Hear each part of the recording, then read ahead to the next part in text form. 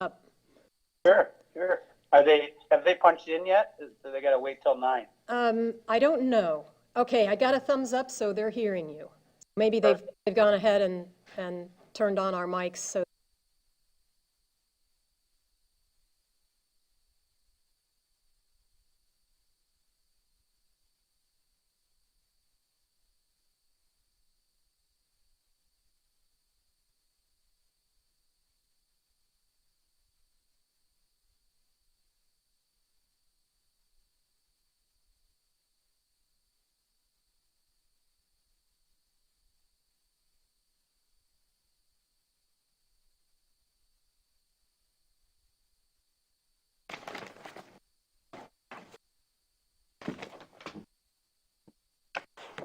Bill, have you two met Walt? He is our new finance director. Oh. What? Yes. It's Congratulations, Walt. Welcome. Pinstripe suit. Is this different than what's in the packet? I believe so. This came this weekend. Let John clarify. That's very important that we took the word "the" from the town of Fort Myers Beach off of. And they just handed us an updated draft of the loan agreement and closing documents. But we don't know what's different in it, and John will be filling us in as our understanding. Okay. I saw something was getting handed out. Okay. All right, it's 9 a.m. I'm going to call to order the regularly scheduled meeting of the Fort Myers Beach Town Council on Monday, November 16th at 9 a.m. If everyone will stand for the invocation and the Pledge of Allegiance. We are thankful for this day that you have given us, for its blessings, its opportunities, its challenges. May we appreciate and use each day that is given to us. We pray for strength and guidance for each day as it comes, for each day's duties, for each day's difficulties. May we be challenged to give our best always, and may we be assured of your presence with us. Amen. Amen. Pledge allegiance to the flag of the United States of America and to the republic for which it stands, one nation, under God, indivisible, with liberty and justice for all.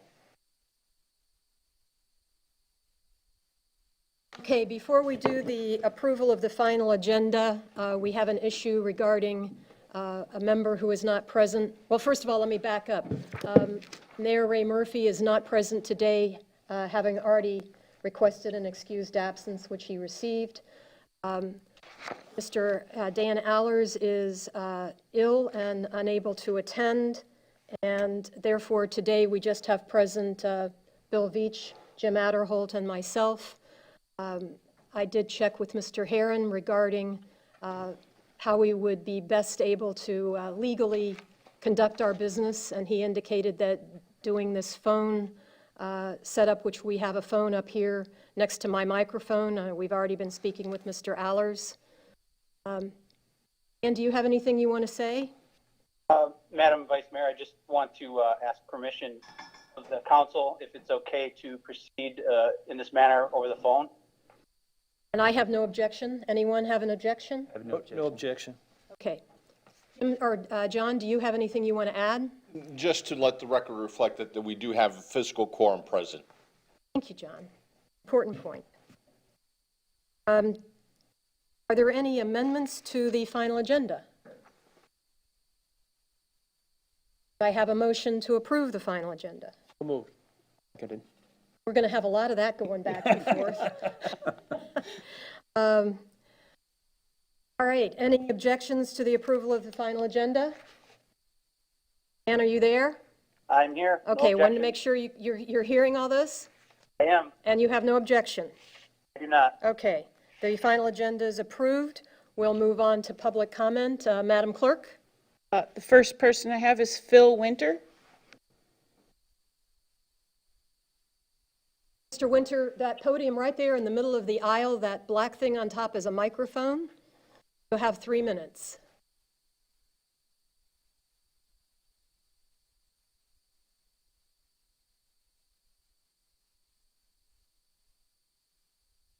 here. Very poor communication.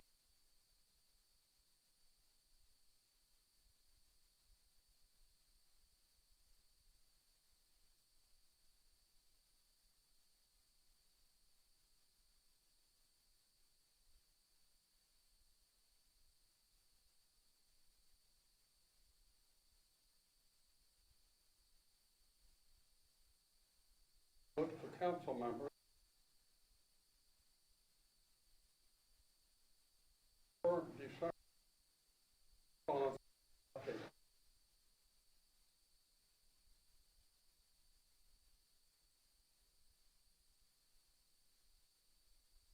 on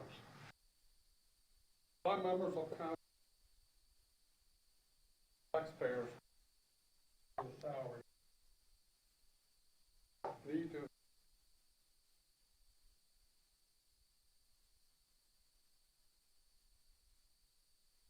meeting with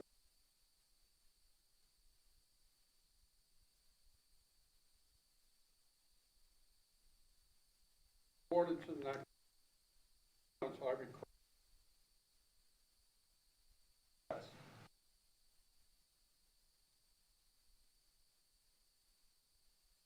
By the manager, the idea was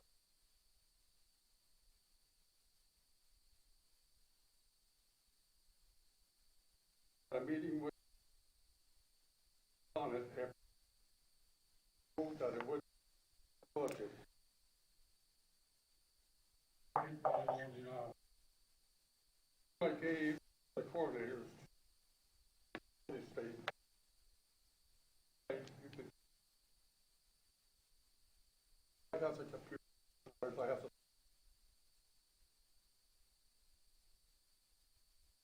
Wait a few nights with everybody.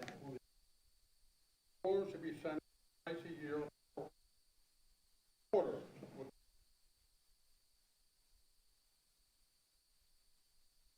Going on. For each council.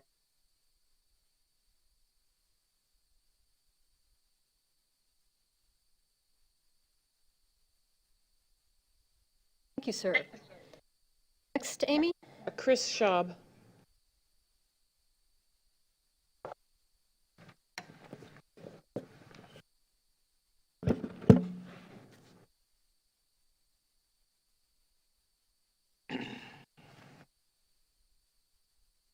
Good morning. For the record, my name is Chris Schaub.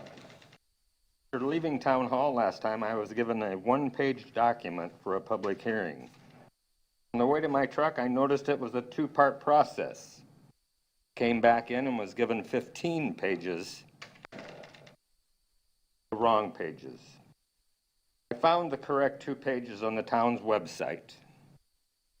I believe Daphne Bircher-Souders started to give me the runaround. I certainly did not want to make this personal, but it is. Daphne has used her power to take away my livelihood. I was becoming frustrated. It was then I decided I should seek counsel, and the advice to me was just slow down. It's time for discovery. But I have, I'm sorry, I can't really schedule a public hearing at this time. I don't believe I've discovered everything I would need to present to you. But I have discovered. Daphne emailed me the ordinance and highlighted it.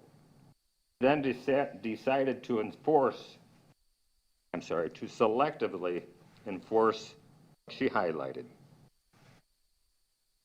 I have with me an application today that was turned in on September 30th, the last day of the application process. This application had 4 deficiencies.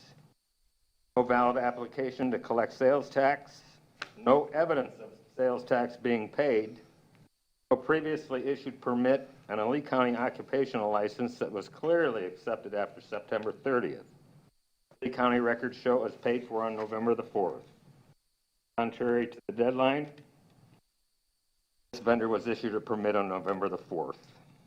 Daphne was clear. You must include items in section 2A through G with your application no later than September 30th. It is the same deadline as applying. Applying late with a license with the town, you lose your livelihood. Applying late with the county, a $3 fine. Applying late with the state, a $100 fine. The Eighth Amendment protects its people from excessive fines and cruel and unusual punishment.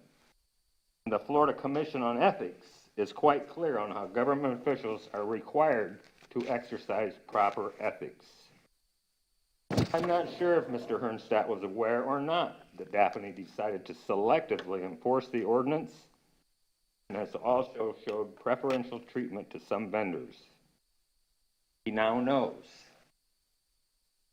We'll see what happens. Thank you for your time. Thank you, Mr. Schaaf. That's all I have. Any others? Is there anyone else present who wishes to make public comment at this time? Hearing none, we will move to local achievements and recognitions. Bill? Nothing at this time. Just wanted to briefly recognize our local newspapers this past week.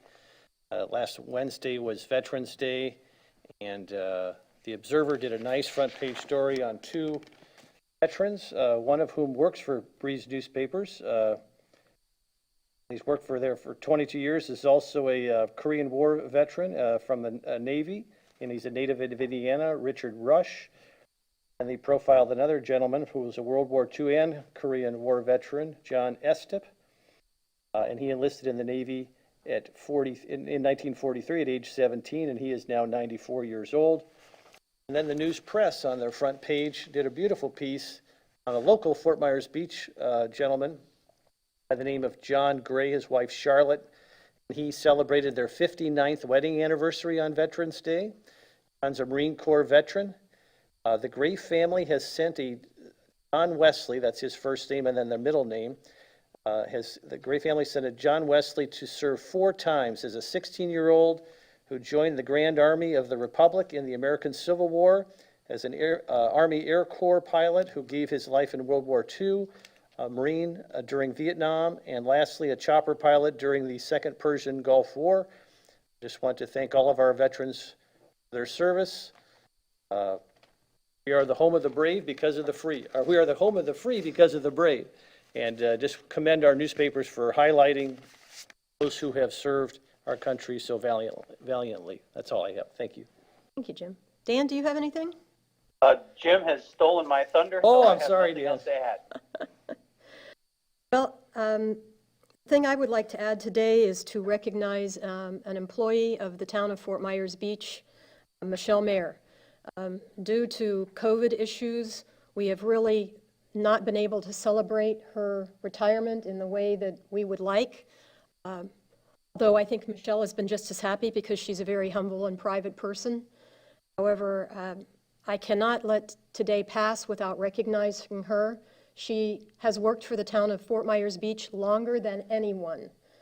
She is the history of this town. She knows more about the town of Fort Myers Beach from the government perspective than anyone else. This is her last week as an employee. We will miss her greatly, her institutional knowledge. You could always go to Michelle and say, hey, we sort of remember this, and she would be able to find it. So I want to wish her well in her retirement. It is well deserved. I hope she has a long and happy retirement. Well said. Thank you. Anything else from anybody?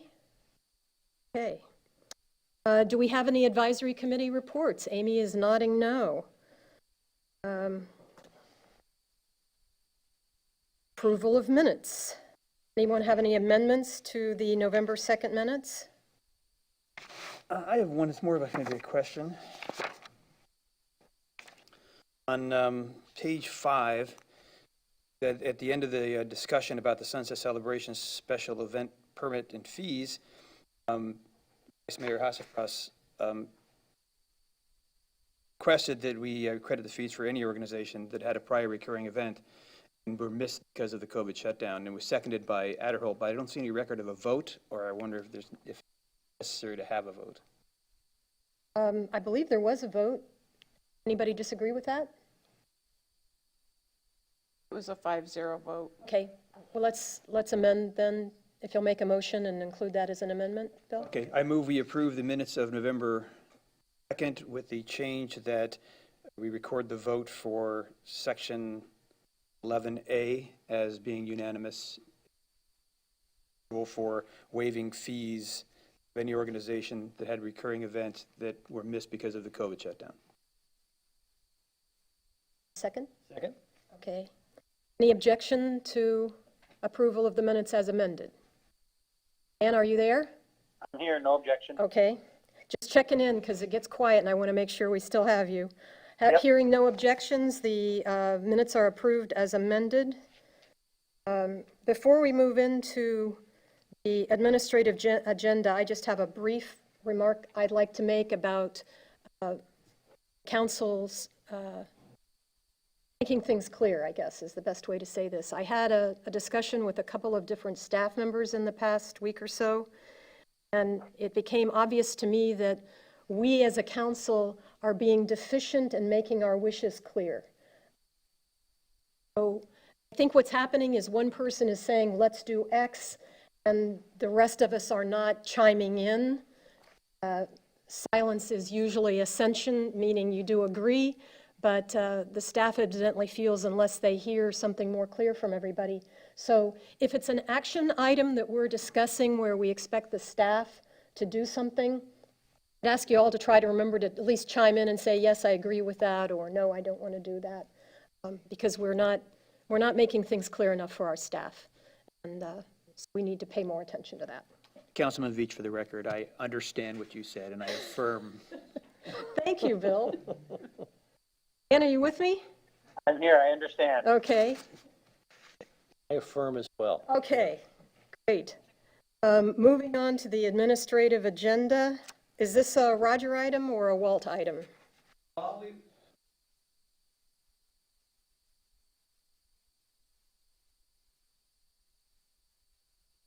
This is the item that you have seen with regard to the fiscal 1920 budget amendments to finalize the budget. We have a lot of discussion whether it's a one reading or two reading item, and to be abundantly safe, we just put it on for a second reading. As you recall, major issues were twofold, if you remember our prior discussion.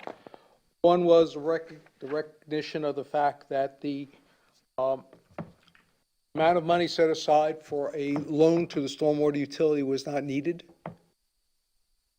Therefore, it was never actually implemented because the stormwater utility had adequate amount of money to pay its bills without the loan.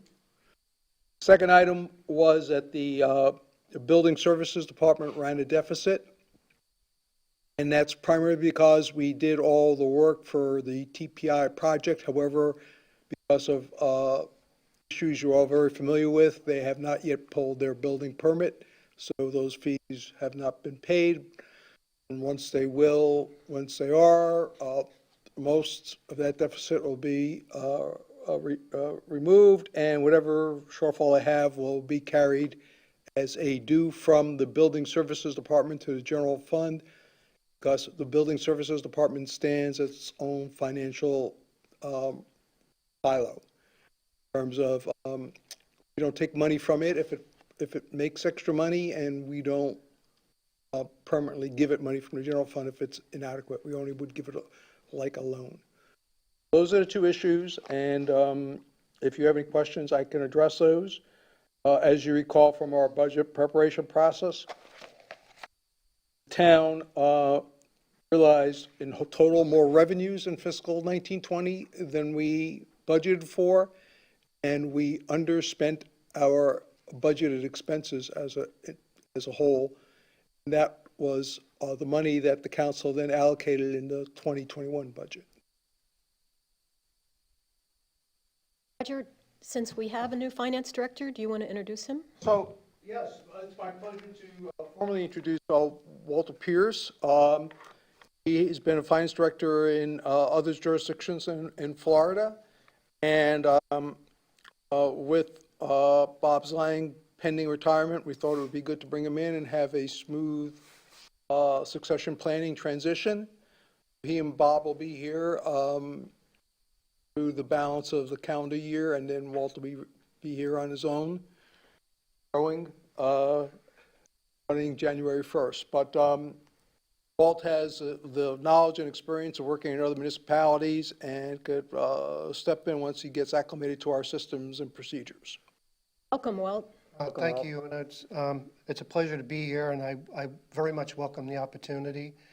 As City Manager indicated, Madam Vice Mayor, I served over 25 years in government, business services, with school districts, county governments, and then lately municipal. And I started off at Sarasota County School Board at the start of my career, and stayed there 10 years. Latest, City of Madera Beach, and you have no idea how similar that city looks to this. Stormwater issues, it's the same type of, it's a Gulf community, beach community, and the same type of issues that they experience is what is being experienced here. So I just feel like I can help and hope I can make things better. As the city manager indicated, this budget amendment is basically, it's a common thing at the end of the fiscal year to get the budget in line. By state statute, you cannot have any one department in the general fund in a negative overall balance. So the purpose of this is to clean up, and it's in your policy too. And I assisted Mr. Lang when this was put together, and basically there was some funds available in the general government area where that was allocated to the departments that needed assistance. But, this is a normal procedure at the end of the year to get your budget in line. Thank you for saying that, to educate us that this is a typical and common practice. I appreciate that. Now, has there been a change to this between the first and second reading? Anything? Yes, I'm glad you pointed that out. Some of the numbers did change a little bit. I wasn't here for the first reading, but some of them did change. Basically, because we're still in the process and continue to still be in the process of closing out our books. So some of those numbers did change because we had adjustments going through, but not to really anything significant. It's not significant enough for us to somehow invalidate the first reading or enough of a change we need to start over. No, I mean, it's normal procedure that if there is a difference between the first and second, that's common occurrence. Again, it's because we're continuing to put in entries to clear up the previous year.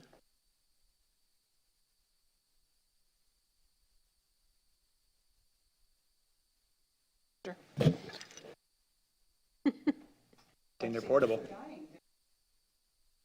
Just by way of example, if we got a bill last week that was for services received prior to September 30th, it would have had to be addressed. Most of those don't affect the final budget numbers. It's only in a case where it was something that was being adjusted, requires a little further adjustment, but typically we're very careful that all the expenses that occur in our fiscal year are booked against that fiscal year, even if the bills come in after the close of the year. So that's why this process, and even why there's a skipped meeting in between 2 times we presented the budget amendment, was to give time for any of those late bills to get in and get processed. Ann, do you have anything? Oh, I do not. Please. Okay, I'll make a motion that we approve the second reading for the reappropriation of the fiscal year 2019-2020. And I will second the adoption of Resolution 20-52. Vice Mayor, Yes? before you vote, can we read the title of the resolution? Record? Certainly. A resolution of the Town Council of the Town of Fort Myers Beach, Lee County, Florida, approving budget amendment to the Town General Fund, water utility, and other town funds providing authority and effective date. Thank you, John, for reminding me. Are there any objections? Ann, are you No there? objection. No objection. Okay. The resolution is approved. And Walt, we hope you have a long and happy tenure with us, and welcome. Moving on to Townwide Capital Improvement Projects, Resolution 20-51. Roger? Vice Mayor, members of the council, so today's action that is on your agenda would be the final step in terms of implementing the $10 million loan for the townwide capital improvement projects. I generally refer to them as the sort of the big three: Bay Oaks redevelopment, Times Square refurbishment, and Bayside Park. The this item was on your agenda and was deferred because the bank's attorney wanted to fully understand the implications of the east restaurant seating table extension areas we have at Times Square. And after their analysis, they issued a memorandum which we distributed to you all, which spells out a couple of options. The first option is that we fund the direct improvements to the lease area outside of the loan.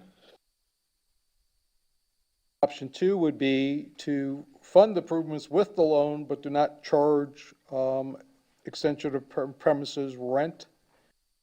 Option 3 was to bifurcate the loan to a larger non-taxable portion and a small taxable portion to address that that issue.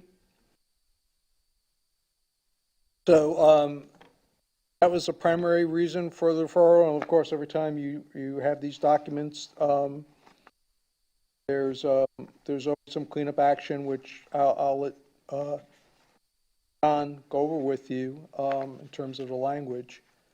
But in terms of sort of the policy issue of how to address the Times Square lease space, maybe we should stop and just talk about that for a second. Roger, I read through all this. There wasn't any specific cost estimates for each option, and I thought it was odd, too, that you guys didn't make any recommendations of which particular option you guys supported, given the fact that you've been studying this for a long time. What's the town staff's recommendation, and what's your take on it? Well, the easiest option, the easiest and perhaps the would be to bifurcate the loan. However, and that's really more a factor of a policy issue of if you sort of want to have a hard ceiling for the projects of the $10 million. Clearly, if we pay for the improvements outside of the loan, which I believe we could figure out a way to do, I'm very confident in that. That potentially means that you might be pressed to then still pay do $10 million of improvements, so the actual project total would potentially go up to 11 million, 500 or something in that neighborhood. So that's really what the policy issue is. If you reverse engineer the math, based on 30-year loan and what the businesses are currently paying, it basically pays for those improvements. So if you're asking for my recommendation would be to pay for those improvements outside the loan, give the loan, give yourselves the flexibility, because I think you all are aware that the current estimate for the three projects exceeds the $10 million. The current estimate to pay for those projects? With the first blush of value engineering, you're probably at 12 and a half. I mean, what would it cost for the town to pay for those? Oh, coverings? I'm going to estimate of roughly $1.5 million, based on what the information I have. But does that include everything that's being done in that leased area, including pavers as well as the shade mechanism? Yeah, we received a draft memo to review, and that wasn't abundantly clear. So we went over it again with the attorney for the bank, and they're here and available to answer any questions you may have. They retooled the wording to make it abundantly clear to say any improvement. Any improvement in that area, they feel is a direct improvement to those businesses and therefore would trigger the taxability. That's really the lion's share of the improvements in Times Square is in those leasehold improvements. Well, yeah, I don't know if it's about at least a third, I would say that for sure. So, Like the shade mechanisms are fairly pricey. yes, there are, but there is also an advantage of us paying for them because we can buy them directly from the manufacturer, so we don't have to pay a sales tax. And if we buy them directly from the manufacturer, we don't have to pay the markup of the general contractor. So, there may be some small economic benefits of us doing it that way. Just to dumb this down a little bit, the loan we're requesting is 10 million or 10.5? 10 million. 10 million. And you're saying that roughly, that the coverings and the pavers or whatever is included in what we're going to pay for this leased area is roughly $1 million. That mean we would only need to borrow $9 million? Well, Paying for the other well, million out of that's one of the pocket? decisions you could make is, we would borrow the 10, and if we only use 9, we only use 9. We don't, it's a drawdown-based loan, so if we spent less than 10, but it's our, I really think that you're looking at projects of $12.5 million. You have committees who are still looking at further enhancements, the projects that they're providing you guidance on. So we would be creating some more flexibility if you decided to spend the town's money on top of the 10. But if you didn't want to, we could do it within the 10. It would be a policy decision for the council. Something, to your point, Councilmember Adderholt, this is very much like a line of credit. Just because the line of credit is $10 million does not mean that the town has to use all $10 million. That is a decision that you all will get to make as the design documents and the bid documents are fine-tuned for the three components of the improvements that this loan is intended to help pay for. So to your question of if the town pays $1 million directly or any portion, that doesn't mean necessarily that you have to use all the $10 million. I think the manager's point is well taken, is that because that number is in flux by executing the loan document as it's currently drafted at 10 million, it does give you flexibility to go up to that amount, certainly less than that, and apportion it as you all see fit to the three projects that are intended to benefit from this loan. So that's a fair point, but you're proposing in one of these options to pay for this $1 million out of our reserves then, Roger, is that fair? Well, I don't think I even have, so let me just tell you the strategy that we're sort of talking about for this. As we got this information. One is, and the vice mayor may remember this conversation, that when we had Hurricane Irma, we had some projects that we thought might qualify for FEMA funding, but we weren't absolutely certain. So we didn't carry those projects as a sort of an item that we knew we would get the money and we would balance our books based on that determination. And in fact, we still haven't been paid for that, although with each passing day, it looks more promising. So we have that money that you might consider like a windfall almost if we do in fact receive it. The other item is that we have been setting aside money for the whole Times Square redevelopment concept started moving forward actively, because we knew eventually we would have to do some infrastructure work at Times Square. So rather than have that hit us as a surprise, we had been setting aside money. So we have that money that we could devote to the project. So for those reasons, I'm very confident we could absorb the additional costs if that was the council's policy. May I invite Dan?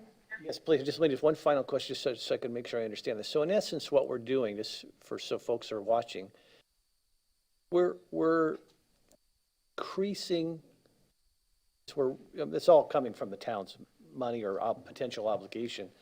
We're in essence enhancing or increasing the potential budget for the three projects from 10 to 11 million. We choose to utilize the line of credit. Correct. We enhance our options to enhance the budget to 11 million versus 10 million as we currently stand today. Is that fair? That's a very fair Potential statement, budget. and it's a different statement from, very different statement from, that if we were estimating the projects today at 9 million, and we were talking about taking money from another source and therefore bringing the loan down from 9 million to 8 million.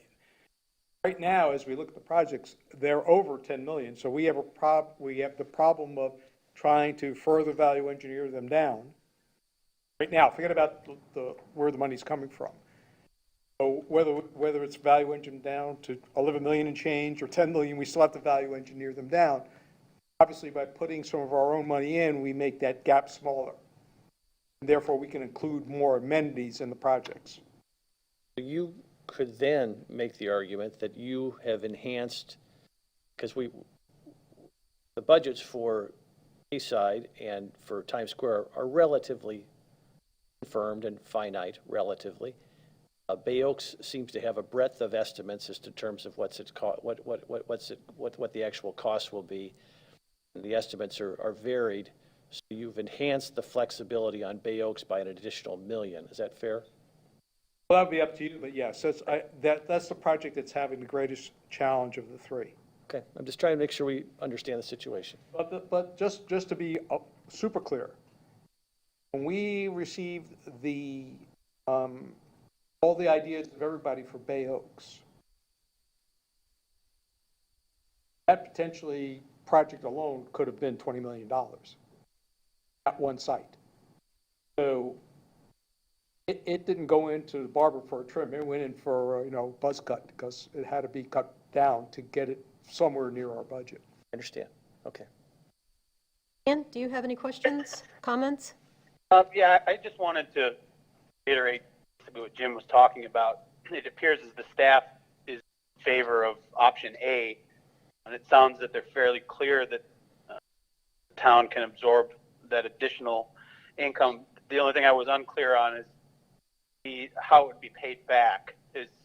I thought I heard it would come from the revenue generated by the leased space as it is now. Is that correct? No, the money that the people are paying in Times Square, that right now is a general revenue to the town. And therefore, how that money is used is up to the discretion of the town council. So there's not a hard line between that revenue and the project per se, unless the council decided to draw a hard line between those two dots. What I was saying was that when you look at the cost of the improvements and you look at the cost of the rent, some of you may have been concerned if the cost of improvements were 8 times the cost of the rent over the life of the loan. That's not the case. So, from that standpoint, I feel like, if someone were against that project for some reason, they couldn't harass you or perhaps me to say that, well, you're giving them a windfall. A couple different ways to look at that, Roger, and one is that we're already getting that rent without the improvements. So taking that money and saying that now it's going to, we're kind of playing the paper game, saying that money is now, I'm not doing that. I want to be clear. I am not drawing a hard line between the rents and whatever. I'm just doing it as a reverse engineering the math. Say, it's a mental exercise. as a mental exercise, is if it were at, let's just say it would take 500 years to repay that improvement, that might influence your thinking. It definitely would influence mine. And I understand too that what we're talking about here, but I think that, and I understand that, reworking the loan now to come down to a lower number probably wouldn't make a whole lot of sense. But I do fear that this is just a way to, one of the big problems with infrastructure projects like this is project creep. And so we're essentially saying that we're going to open the door for a 15% increase on the budget we had for these projects. And I know that you say that it's like a line of credit. You draw down a loan, so even though it's 10 million, you don't need to necessarily get the 10 million. But with Thanksgiving coming up, there may be 3 different types of pie there, and I don't need to have all 3 different types of pie, but probably if they're there, there's a good likelihood that I'm going to have them. Bill, I acknowledge what you say there, and my thoughts are kind of with going with option A, and I was going to firmly implant in my mind a new number of 9 when we look at what we're spending on this loan, despite the fact that we borrow 10. So that when we look, available 10, right. Excuse my improper use of semantics, John. But I was going to blaze that number 9 in my brain when we're looking at future spending on this and try to stay within that 9. But I think the easiest way for us to get around this problem that we've got with the loan would be to pay for the improvements outside of the loan. Can I just clarify? Regardless, just one question for John. Regardless of which we do, are we going to have to rewrite this resolution, John? Or amend it in some fashion when we pass it? No, it's set that we will then implement it at the staff level. That's really what I want to reason why this issue is being brought to you is a twofold competing interest. One, making sure that the loan is tax exempt. In doing so, you get a better rate. Get the loan. We don't have to change the documents at this point in time, and you make sure that you don't have that issue affect the loan transaction at all. Okay, but we will need 2 votes. We'll need a vote on the resolution, and we'll need a vote on how we're allocating the spending, so that it's clear. Well, I think there's one of the 3 options. The one that triggers redrafting the documents is the 3rd option, which would be to bifurcate the loan into a taxable, non-taxable situation. If option 1 of adding money or option 2, not charging rent, don't require changes, as I understand it, to the loan documents that are before you today.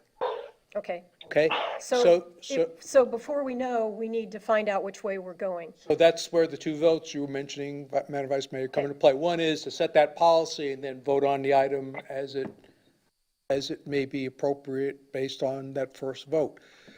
Let me just be clear about one point. Every work order or instruction to the design team comes to this council for approval. You're approving the expenditure of money. Each of the construction contracts for all of these three projects come to the council. Council will approve those contracts. At the end of the day, you will be deciding how much of the $10 million to spend, and for that matter, how much of the town's money to spend and supplement to the $10 million if you wish to. So you do not, it's not like you're giving us green light now and everything's determined and you don't revisit these issues. These issues will all be coming back to you on multiple occasions for your approval. So when you look at the project and it will say X, the bid will be X dollars, and it'll say, and if you want this, it'll be Y dollars more. You'll be making that decision. You'll be saying, well, yeah, that's important. I want to include that, and that's Y dollars. Or, you know what? I've put a number in my head, and that's the number I want to stick with, and I'm sticking with the X dollars. But you'll be dealing with those decisions as they come up. Just also, when we've been going through these initial design phases, really hasn't been budgetary numbers broken out for the individual items so far. Mm-hmm. Well, the engineering team has rough estimates, but that doesn't mean anything until you get the bids. I mean, it's for planning purposes, we know that we're way off, we're close, or on budget, we're over budget or whatever, but at the end of the day, till you get a contract, or you want to pay for a professional estimator to estimate them out, we could do that too, but they're just going on the basis of X number of dollars per square foot, or when they reach out to a technical expert for lighting or facade, they say, what's the going rate for something, and they're being given a number, but they don't necessarily know what that price is going to be for, with overhead, with markup by a general contractor, installation. They don't necessarily know all that stuff at this point. You're only at 30%.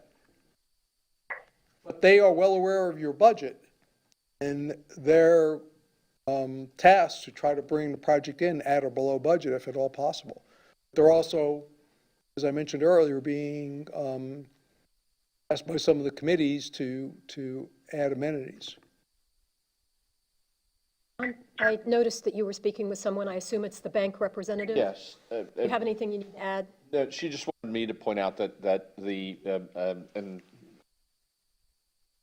present here today is counsel for the bank, Rhonda Bond Collins, and she just pointed out to me that the documents, the loan documents as they're currently written for question, do generically refer to and include Times Square.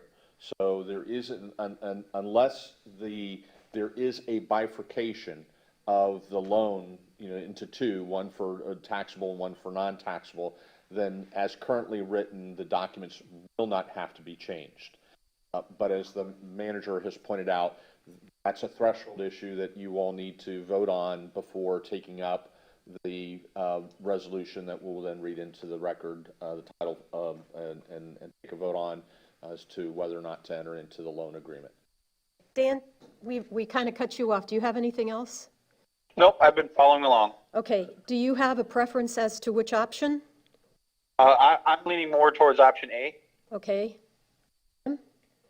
I'm okay with option A, the proviso that I think both of my colleagues here today have articulated as well, that our budget is still 10 million. If we decide to go above that, we now have an additional line of credit, or we have a line of credit that would allow us to do that for $1 million more. That's a decision that the council would make at the appropriate time, but we can do option A and still have a $10 million budget. Unless we decide to do otherwise, then we would have the additional flexibility to go to 11 million with that line of credit of the $10 million loan, which sounds pretty confusing, but it really isn't, and it's really up to us to make that ultimate decision. So with that being said, I'm comfortable with option A. Option A is the separating out the non-taxable, I think, and then No, having, option A, sir, is the paying for the taxable improvements with town money outside of the loan. I concur with.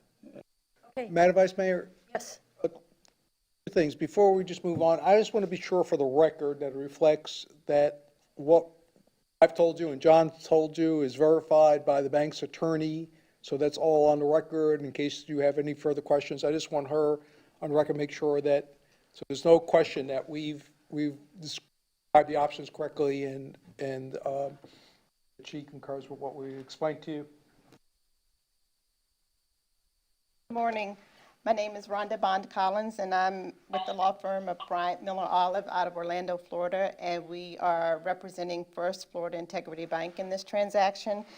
And we did look at the issues surrounding the use of the funds, i.e. being tax-exempt funds with respect to all three of the pieces that are being financed here. And what Roger and John have said is absolutely correct. What we have here under the tax code is a private use issue. Because of the private use issue, the Times Square piece as laid out there, the shades and those improvements cannot be financed with tax-exempt bond proceeds, no proceeds in this. What they've said is absolutely correct. Thank you. Anybody have any questions for her?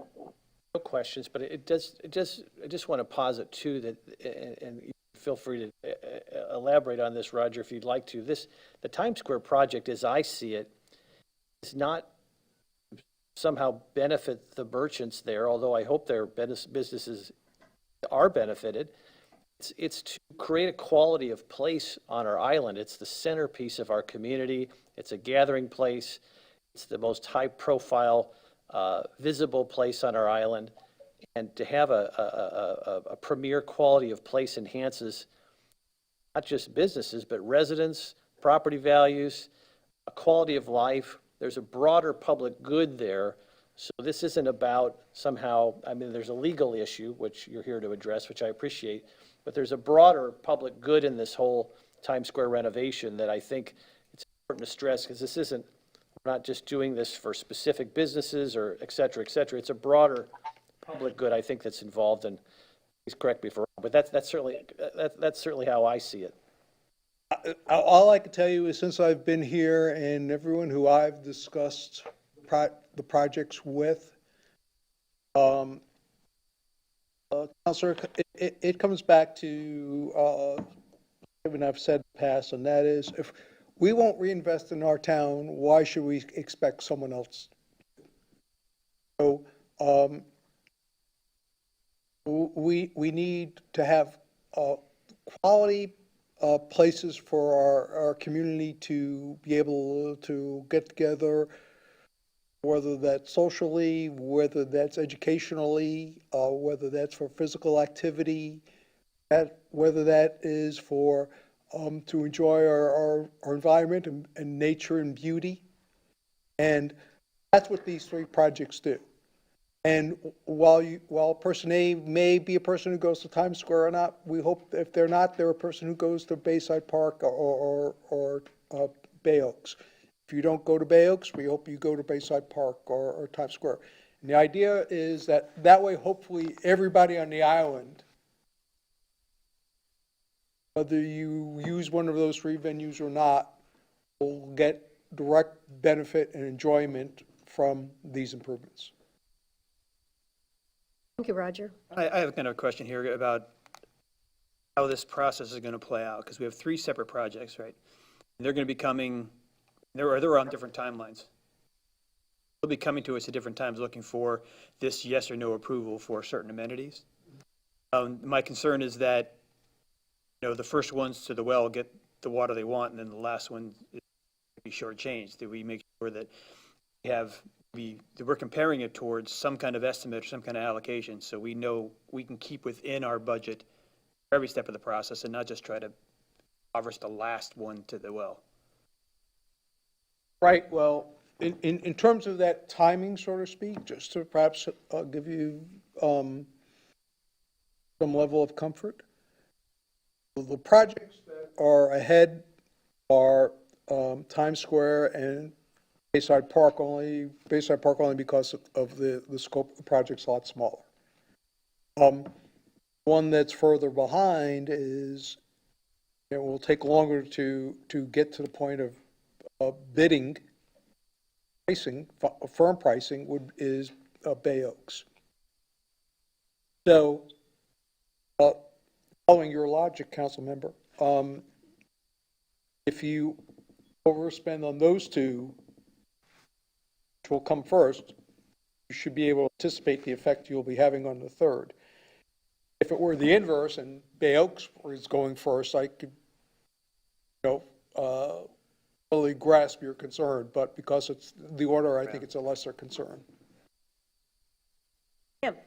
Can I just add one other point of clarification, and you may not need this clarification, but it is a drawdown loan, as was already said, and it's a drawdown period. So the drawdown period is 3 years. So if the full 10 million is borrowed, it has to be done in that 3-year period. So it is a drawdown period. It doesn't extend over a longer period of time. And the maximum amount is the 10 million. It's not revolving. I appreciate that clarification. Thank you. That's helpful.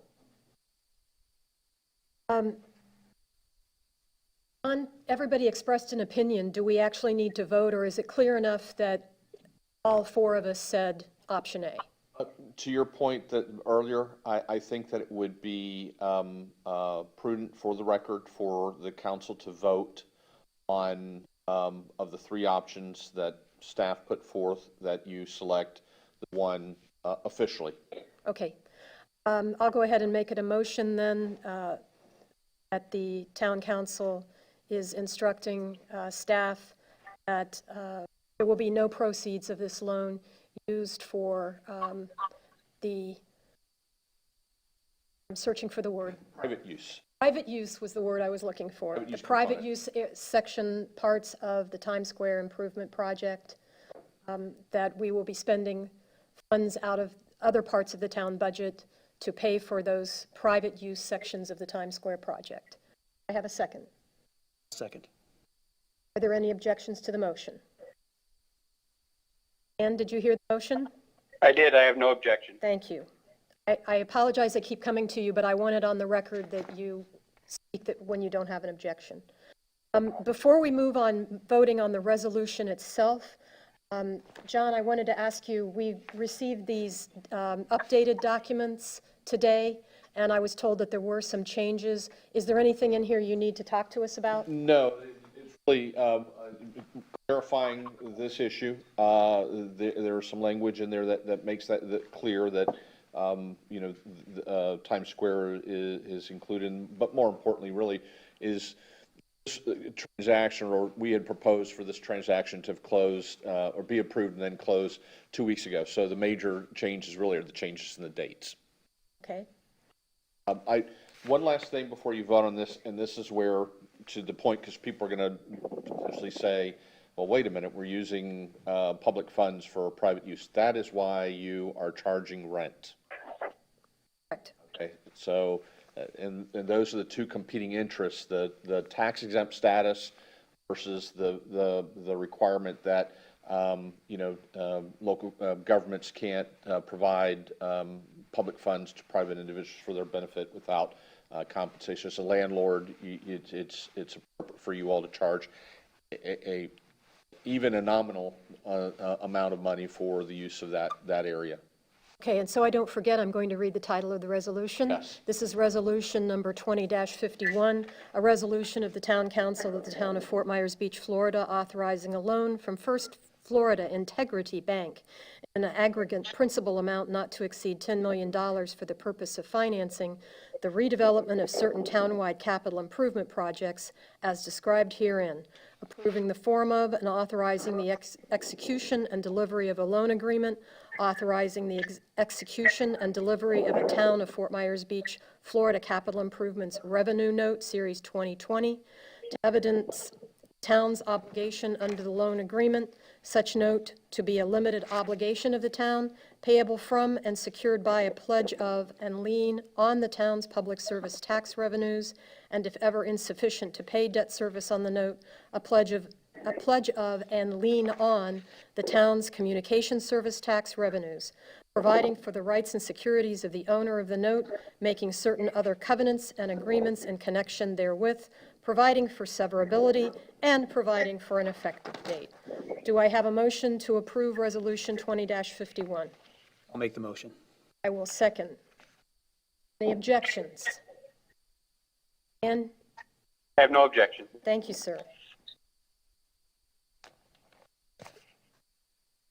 Sure, we have a request for a recess. Let's take 10.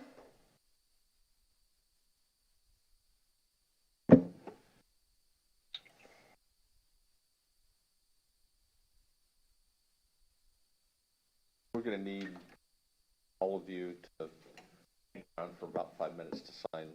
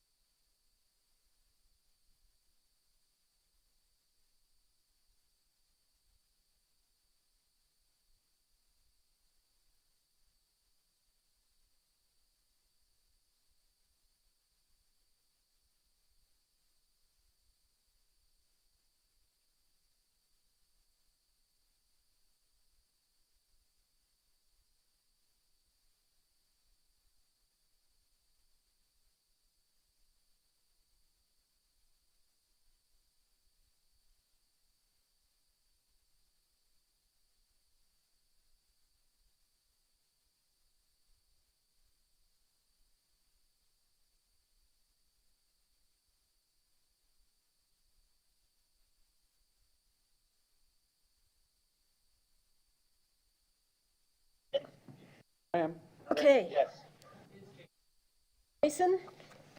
Jason's giving me the thumbs up. Okay, we are recalling the regularly scheduled meeting of the town council.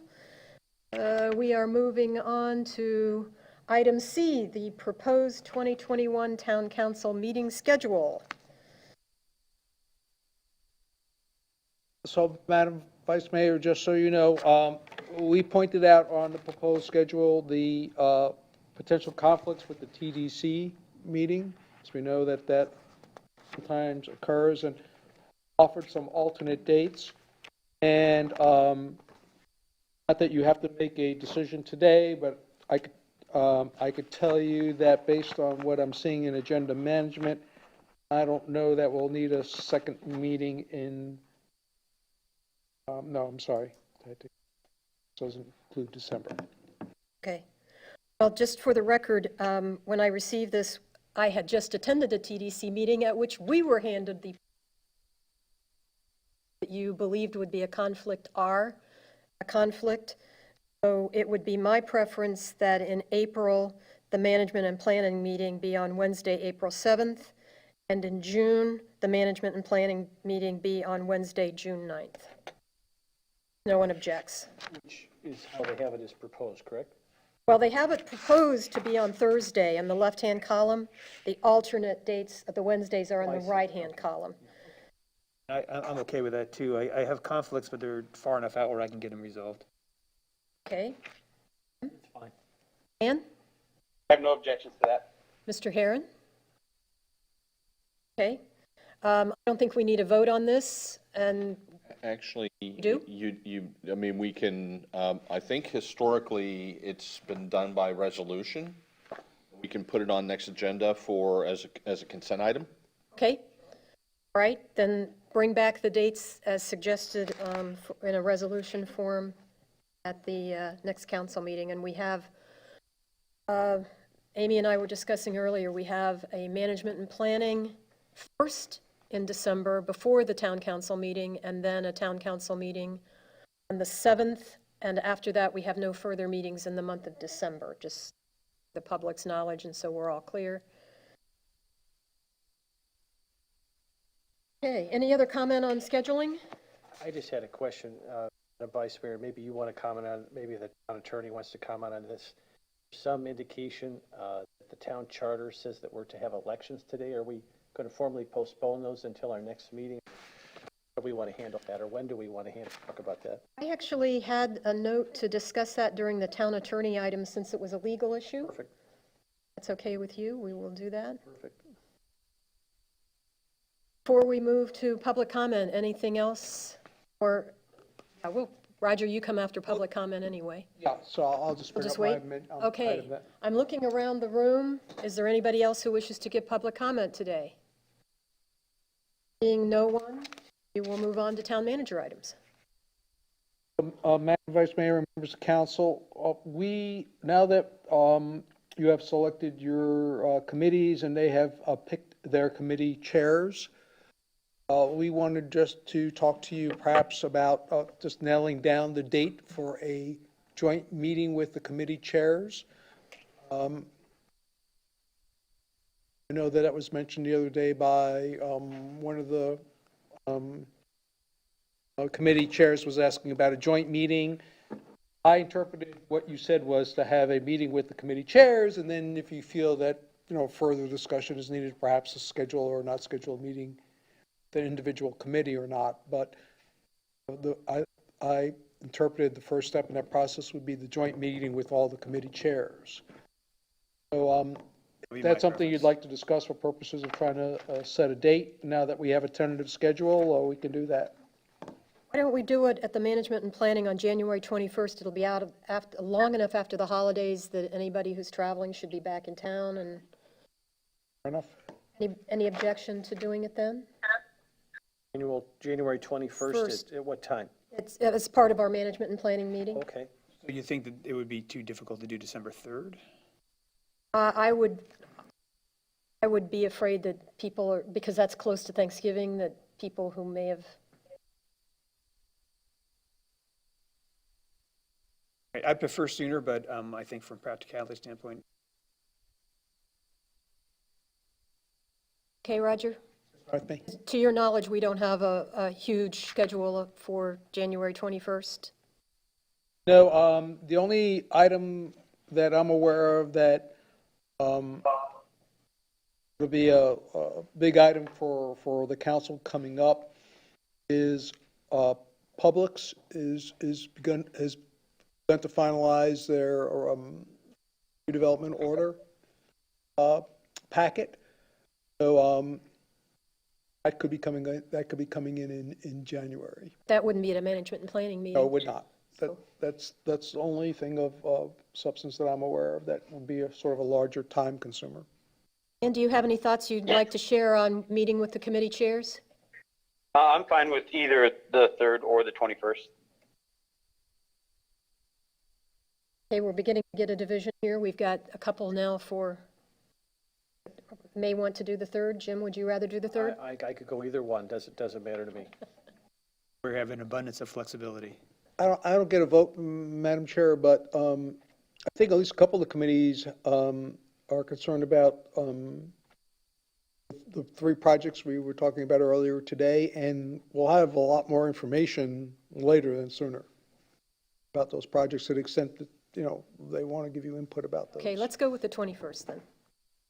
And just while we're on that topic, Roger, did you say, and I think this is illuminated in your schedule on the website, but there's not a second town council meeting in December, is that correct? Just the one on the 7th? That's correct, unless we have a need and set one, but Just the MP meeting on the 3rd and then the town council meeting on the 7th for December? yes. As you can see from the agendas, you sort of a big buildup after the summer break. And as we get into the beginning of the fiscal year, you sort of get a slowdown, then after the first of the year, it starts picking up again. And we traditionally have only had one council meeting, official council meeting Okay, in I just December. wanted to be clear, that's fine, yeah. Yeah. Happy to schedule another one if we need it. Anything else, Roger? Town manager items? I just want to, I can't respond to what Chris's allegations are, but I will just remind you of this, that ordinance has a deadline. The ordinance has a remedy for the deadline, that is to fill out a packet and appear before you, and you can instruct us to formally waive the deadline, or you can informally tell us to waive the deadline, I guess, if you wish to. Can you just give us a thumbnail sketch of what the issue is? Yeah, so the ordinance for our beach care vendor process. Renewals are due before September 30th. And Chris mentioned today, there might be others, but he said that, he missed the deadline. And as such, we don't have, it's one of those things that staff doesn't have a remedy. Others, if staff had a remedy, we'd probably do it, but we don't have one. So the only way we can get a remedy is through the council. So there's 2 ways. One is request that he fill out the paperwork and go through the formal process, or for you to say that this is benign enough just to say, you know what, for a matter of, a week, it doesn't really matter. There is a process for him to come before the council to Right. get that redress. Does he know what that That's the formal process? process. Yes, that's where he was alluding to about the right form, wrong form, number of forms, et cetera, but there is a process. We have had someone go through that process before, because I remember sitting up here and voting on granting someone. We typically get that for the street performers and beach vendors and other people who, their business is not predicated on a one-to-one relationship with the town, but there's another party who they have to work things out with. Sometimes things will get delayed, property will change hands, and they miss the deadline. But the remedy is, fill out the forms, come in front of council, council can decide if, based on the evidence it hears, whether to waive the deadline. And there's an upfront cost to go through that process, but the council could choose to waive that fee when they go through that process. Is that fair too? Yes, what I told Chris is that I would hold his, if he filled out the forms and wrote us a check, I would actually hold the check. But I assumed that he would ask for that waiver, and If he gets granted, I would just give him his check back, and if it didn't, I would deposit it. He wouldn't have sort of the out-of-pocket expense immediately in his checking account. Anything else, Roger? That's all for me today. Mr. Herron, do you have items for us?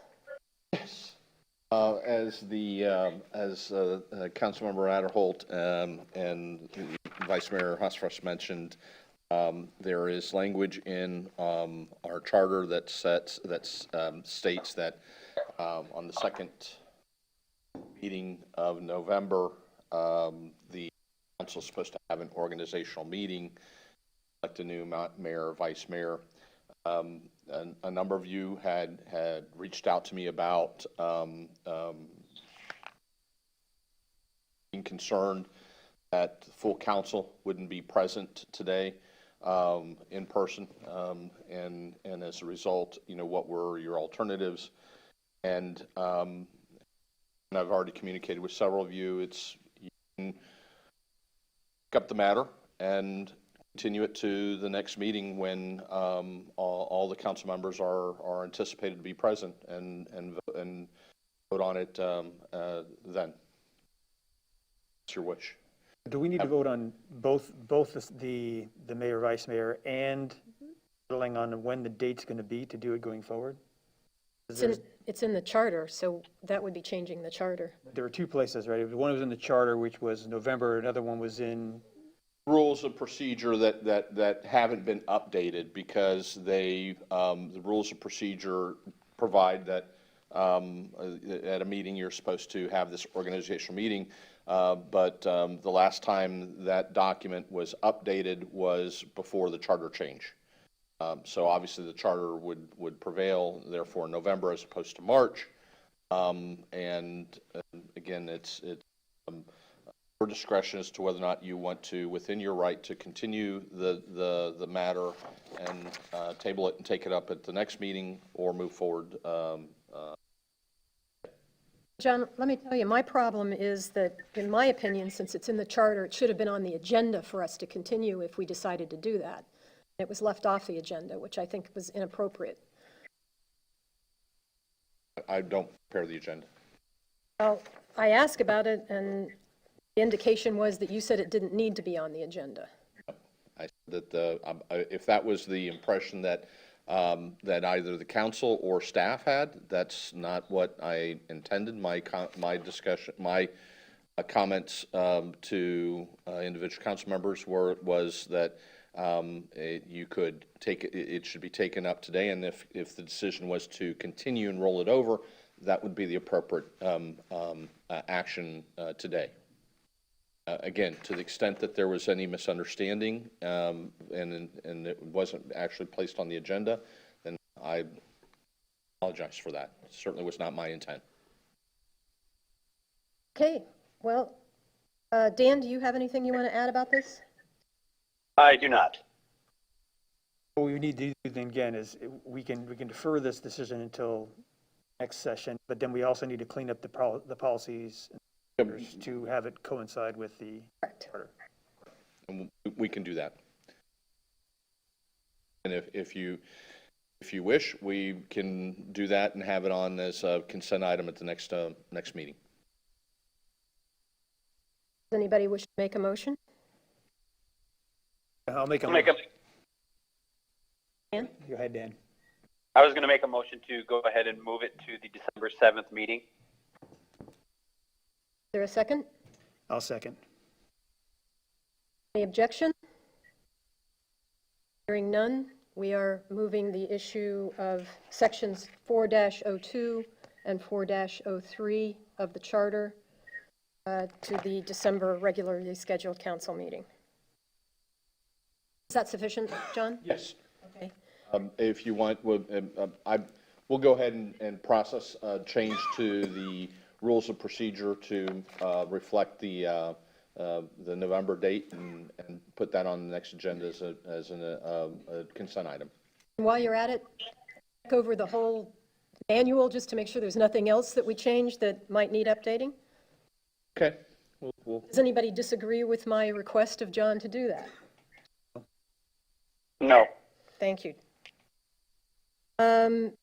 John, do you have other items for us? Just, as I think I indicated at a prior meeting, and I know that I discussed with each of you individually, we did have discussions at the staff level with our outside counsel regarding the status of the Jameson litigation, as well as the our pending response to the Burt Harris claim involving the Dune walkover. And I'll follow up with each one of you this afternoon after the meeting and brief you what those discussions were and get some feedback from each one of you all. Anything else, John? Nothing. Council member items and reports. Dan, do you want to go first? Sure. I just have a few things from the Public Safety Committee that I was asked to bring forward to ask Roger. One is to check on the progress of the interlocal agreement for the pedestrian bicycle markings on the sidewalk with the county. The other is, will they have any input as to the crosswalks at the base of the bridge, if they will have another stab at getting some answers on why there are so many or if there could maybe be less. And just to wish everyone a happy Thanksgiving. Thank you, Dan. I would concur that it seems like both of the requests from the Public Safety Committee are for information. Roger, if you could follow up and try to obtain that information for them. Yes. Anybody object to that? Anything else, Dan? That is it. Thank you. Thank you.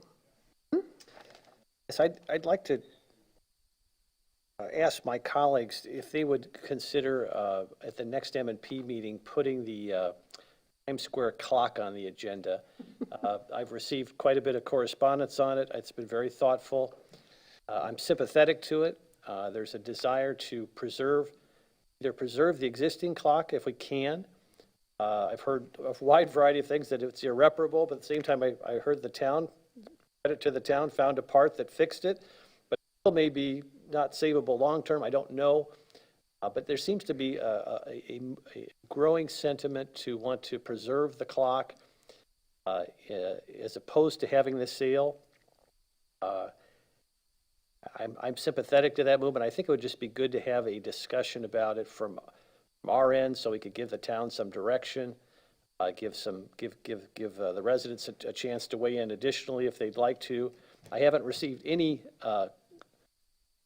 correspondence in support of the sale. I don't think people necessarily are opposed to the sale. I just think that there's a sentiment towards the clock, and I understand it, respect it, and I just think that's something we ought to give Roger some direction on sooner rather than later, so he can instruct the design team accordingly, if that's the will of the council. I have no objection to including that issue on a future M&P. I don't either. Same emails. And maybe a little more controversial, I don't know, but I don't have the history on this that some of you do, but I would also like to see that the arches are discussed at the next M&P meeting as well. I sense that we've got 3 new members of the council.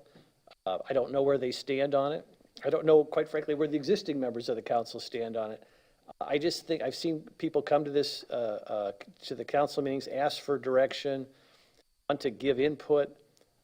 I know the M&P meeting is a difficult exercise to give public input in, but we've gotten quite a bit of it already. I just think we owe an explanation, or at least some direction, as to how everybody feels about it.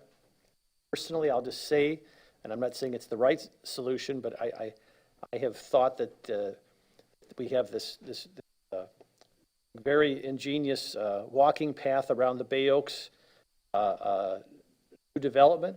I think about a half-mile walking path, and part of that walking path goes by the historic cottages.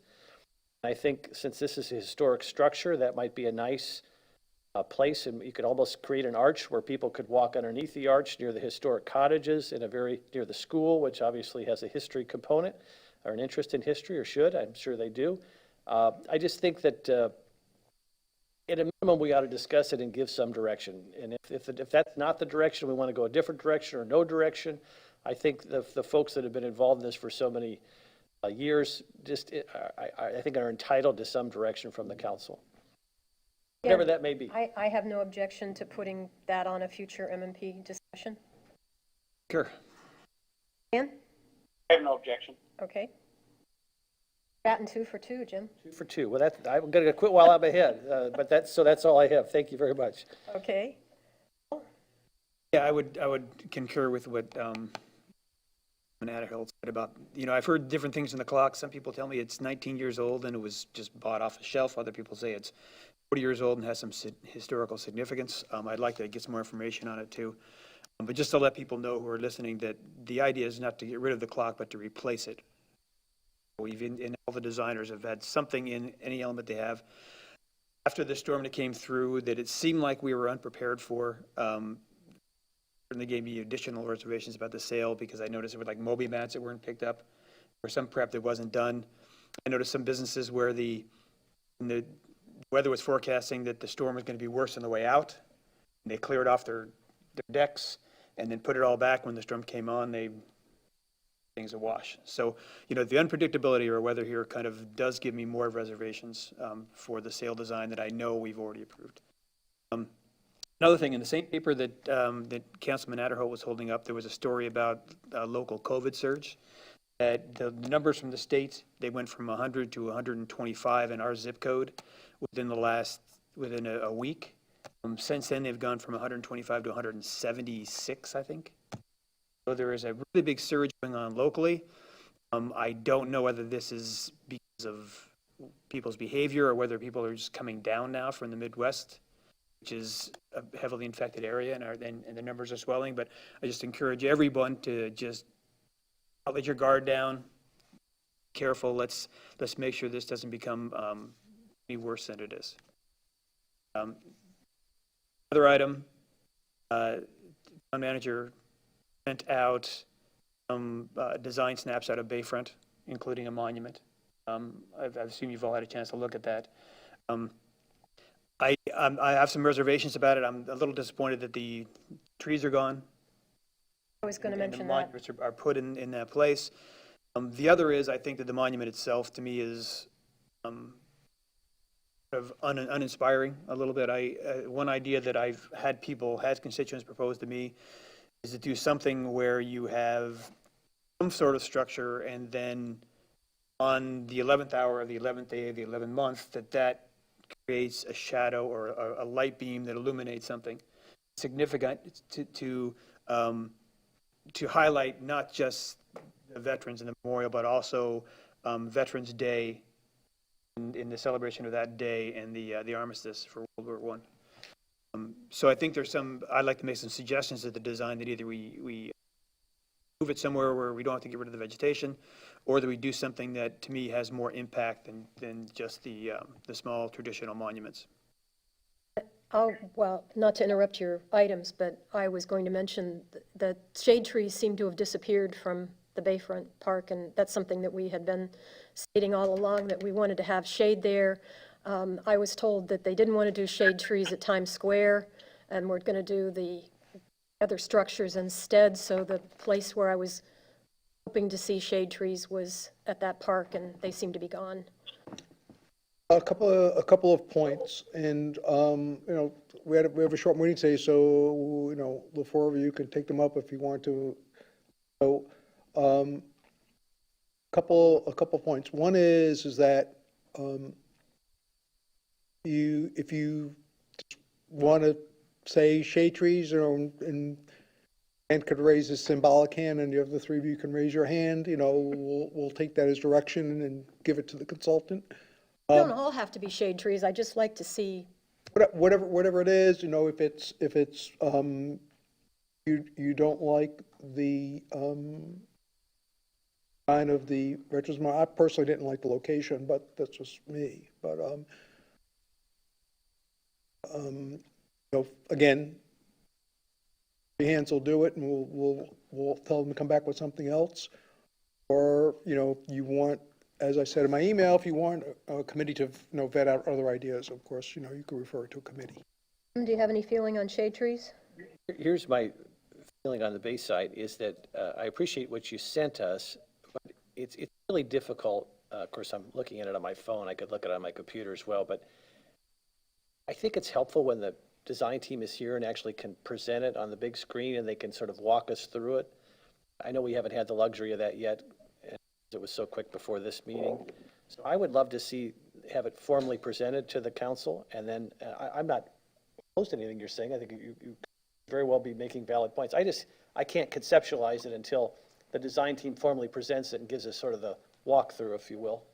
Just so you understand, we can have the design team come as often or as you like, but just understand that when they come, there's a fee attached to it. So, I mean, they've not presented this, though, at all. well, I think, I think the way that they're kind of trying to work is to get a sense of, if you don't like it, that's easy, there's nothing to present. If you do like it, then, but, it just needs to be tweaked, then, there needs to be a dialogue. If it's in the wrong location, then they need to go back and look at it. So I think there's some direction you can give them without them being here, but if you want them here, we'll bring them here to the next But, meeting. Roger, I think your point's well taken, but I think the challenge with that dynamic is sending us a proposal to just the council, so then the public doesn't get a chance to see it. Well, Then we go back to I'm only this, sending it to you because, one is I want to keep you informed. and I appreciate And that. two is, you could send it to 1 or 6 committees and have them look at it and give you advice, and then it clearly would be well out there or whatever. So I'm not trying to eliminate the public's participation. I'm just saying that I wanted to share with you what I received. I myself have some questions about it. Yeah, But I'm that not- being said, I'll be glad to have them come. I guess my feeling is before we have them come back, we already know that there are some things we don't like about it. So before they come back, let's give them the feedback. We'd like to see the That's what I'm shade trying to trees get to, back Madam Vice Mayor. and maybe do something more inspired with the memorial And that's before fine. we pay them to come back. That's absolutely fine. I just want to make sure that there is a formal presentation, because I think we ran into troubles with Bayside before when the public didn't feel like they were part of the process. So, but to tweak it in advance, I'm very comfortable with that. But I think at some point we need to have it presented to us so the public can be aware, so the people around that area could be engaged in it. And then I'm not opposed to sending it to one of the advisory committees as well, but your point's well taken. If you want to make those tweaks before he comes back, or before they come back to formally present, that's fine with me. And it's only because it's something that we had already instructed them to have and mysteriously disappeared. It's not like we're making a change that's Well, unanticipated that's by the fine, and I agree public. with, I thought the Veterans Memorial was underwhelming as well, so I don't disagree with you. I just hadn't formally seen it presented yet. We've got a lot of people who are around that area, so I just want to make sure they feel like they're part of the process. And do you have anything to add on this? I think that the public has pretty well stated that they enjoy the fact that they want to keep it just a park, and I enjoy the simplicity of what was sent to us. But I share the concerns that my fellow councilors have already stated, that it was pretty much uninspiring. I think there's a little bit more work to do, but I think the simplicity of it, I kind of enjoy the simplicity of it. Just maybe some details that could be cleaned up to make it a little bit better. Okay. I would just let me kind of sum up, is that I think that another idea is to, put really significant shade trees in there and then put the monuments underneath it. So instead of a overt thing, it's more of a serene thing, a monument in the shade, a bench maybe, something subtle like that would be a good, respectful way to do it. That maybe is more consistent with what they have, just adding the vegetation over top of it. Or if that would be one option that I would advocate they at least look into, and the other is to move the monument out somewhere away from there, still have the shade trees, and do something that is more inspired. I'll share with you, since you all comment, I'll comment too. My concern was that at a prior meeting, the council indicated that they wanted the view corridor up San Carlos Boulevard to be sort of as open. You could see through into the park and beyond it to the water.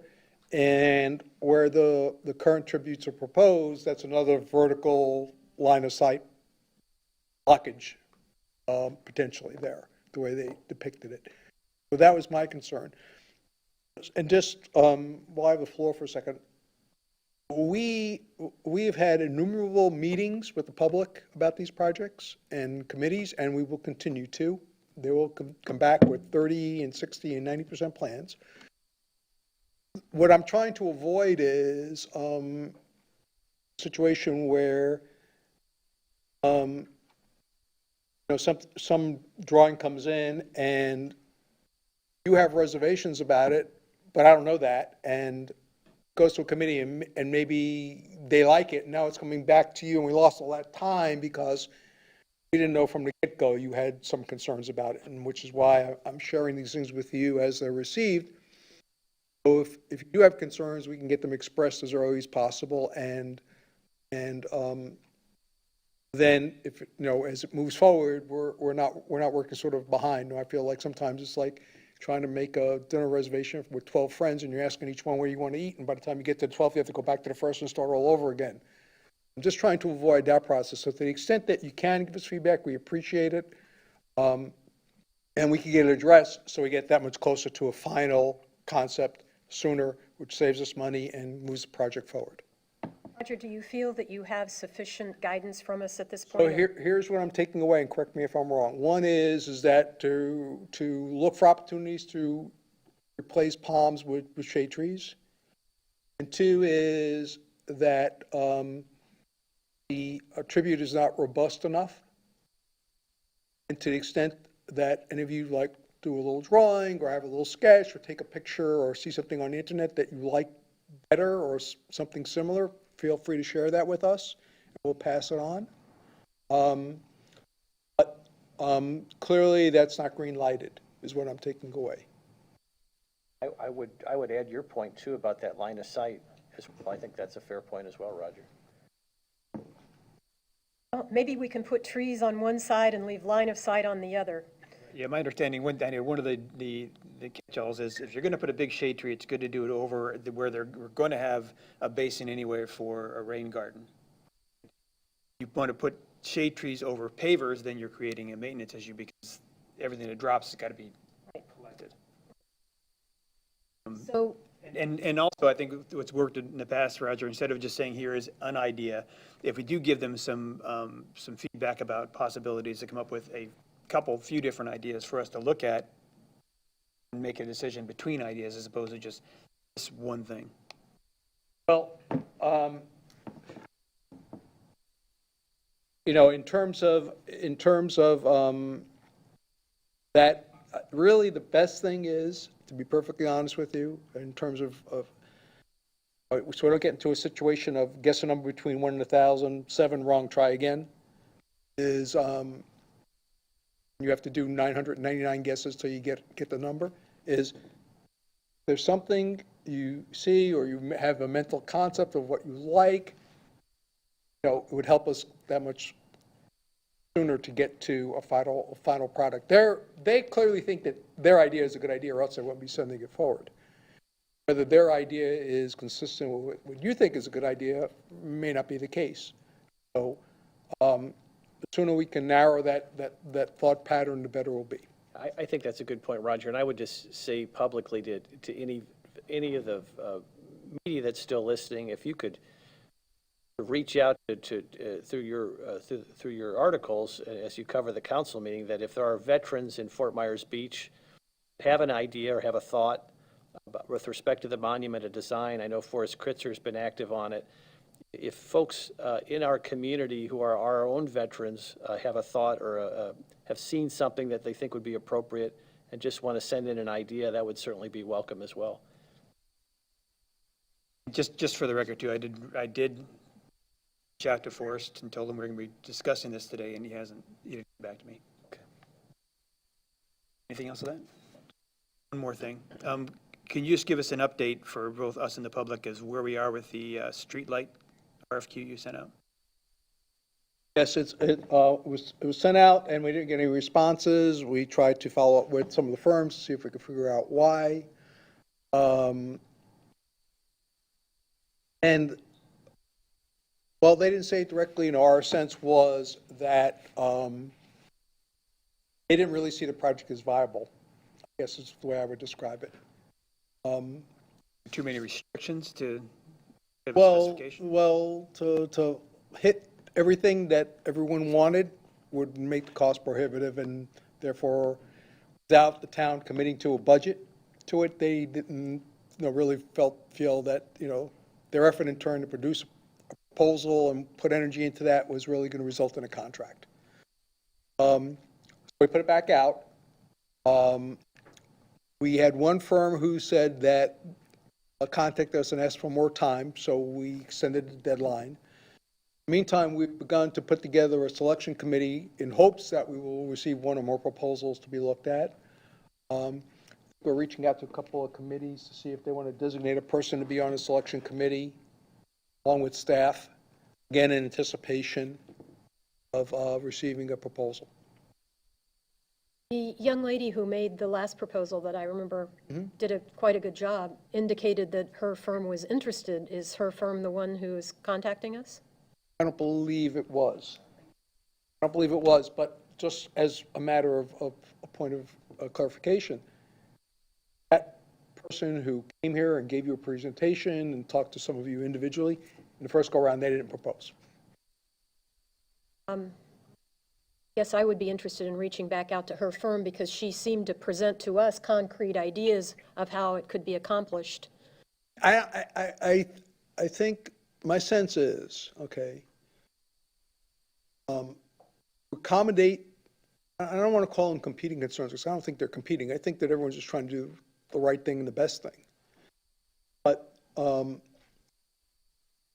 under that scenario, it's going to be an expensive project. And because we haven't said that we have an allocation of X or Y or Z to devote to this, I think they may be a little concerned about potential sticker shock. Because I think you all have discussed this issue enough to understand that if it's not FPL, FPL's not going to let anybody else use their poles. That means whether it's one pole or 100 poles, someone's going to have to put in all those poles. And yeah, there's solar and there's other things that perhaps we could take advantage of, but it's not going to be a cheap proposition. And I think they see that, and they're not certain that, we're ready to go, so to speak. And I think that's their hesitancy. Is it fair to say that Florida and Light won't partner with any of these firms? My sense from Florida Power and Light is that they have an issue that involves 25% of the state. If you look up and down both coasts, you could discard perhaps the middle of the state, but to the extent that they're the service provider in a large portion of this state, and all the coastal communities, whether on the Atlantic or on the Gulf, are all facing similar issues. They're looking for a solution. Now, I don't know if their solution is to lobby Tallahassee for weaker environmental regulation or more time to implement. I don't know what it is, but clearly they have not said, aha, we have the answer and we're ready to roll it out to all these beach coastal communities yet. I think it's a matter of time, and they will. But I don't know that. I think they're really looking internally for a solution rather than looking for an external partner per se. I'll tell you, I'm not optimistic about them partnering with us. I was present here about 5 years ago. We had a vice president from FPL come to meet with us. At the time, Keith Lockinen was our environmental guy. He came prepared with lots of different light bulbs and things. This was 5 years ago. They were not interested in discussing any of those options. Basically, they don't have to, so they're not going to. They aren't interested in partnering with anybody. I'm surprised that they came all the way here to this meeting with us, because basically their answer to everything was no. And that seems to be continuing to be their position. The Utilities Commission doesn't seem to have any power to force them to be more cooperative. Let me just say, as somebody who has a background in that area, I don't know that the Public Utility Commission in Florida has been appropriately reached out to on this issue, and I'm happy to do that on behalf of the town. I would like to give Florida Power and Light, I think love the idea of inviting a senior representative from Florida Power and Light to come before the town council and present. I would welcome that. I would help Roger if they're non-responsive to you on inviting such a person. I would be happy to try to, through other channels, reach out. I do think they are a regulated monopoly, and the regulator has tremendous authority, and the monopoly likes to please the regulator when they can. And so happy to go that route, but at a minimum, I'd like to give Florida Power and Light the option or the opportunity to come before us and give us an update as to where things are. I think it would involve somebody, like you said, a senior representative from Florida Power. That was 5 years ago. I'm sure a lot's changed since then. And I think, Roger, you're right. I'm sure they are searching. It would really be helpful to have them come before the town council and present to us as to where things are and where things are headed. And then we can then assess the situation at that point and then reach out to the Florida Public Utility Commission. I'm happy to reach out to the chair and make a query. And it's amazing how these monopolies are very responsive to the Public Utility Commission. So I think all of those options should be on the table. Vice Mayor, just one point and a 10-second commercial. I think where the regulatory folks have been pressuring FP&L is to get them to start a program about moving their lighting underground. And then that's for hurricane protection. And I think that has been their sort of one point that they've really been focusing on, and they don't want to really get necessarily distracted off that point for some other points. They may be willing to, but I think that's sort of when they bring P&L in for whatever, they always say, don't forget, we want you to start moving to put stuff underground, and the huge expense and all that would entail for FP&L. So I think that's kind of their focus. Not an excuse, just my understanding. Last thing is the commercial, and that is, let's remember, Borough Boulevard is the county road.